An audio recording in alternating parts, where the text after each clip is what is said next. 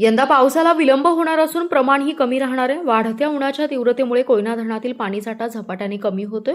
संभाव्य टंचाईच्या परिस्थितीमुळे कृष्णा नदीतून गुरुवार ते रविवार या कालावधीत शेतीसाठी खाजगी उपसा करणाऱ्या तसेच बिगर सिंचन योजनांसाठी पाणी उपसा बंदी करण्यात आल्याची माहिती पाटबंधारे विभागाच्या कार्यकारी अभियंता सीमा मोहिते यांनी दिली आहे। सांगली, सातारा जिल्ह्यातील कृष्णा नदीवरील कोयना धरण ते हरिपूर हद्दीपर्यंत उपसाबंदी असून केवळ पिण्याच्या पाण्याच्या योजना सुरू राहतील असे आदेश दिलेत।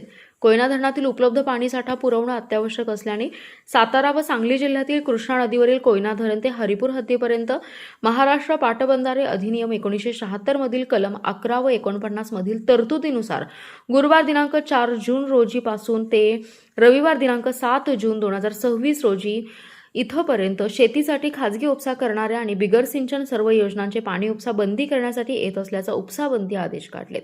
या कालावधीमध्ये पिण्याचं पाणी पुरवठा करणाऱ्या योजनांव्यतिरिक्त इतर कारणासाठी कृष्णा नदीतून पाणी उपसा केल्यास सदर उपसा अनधिकृत समजून संबंधितांचा पाणी परवाना आणि विद्युत पुरवठा 1 वर्षाच्या कालावधीकरिता रद्द करण्यात येईल। तसेच उपसा सिंचन सामुग्री जप्त करून पुढील कारवाई करण्यात येणार आहे।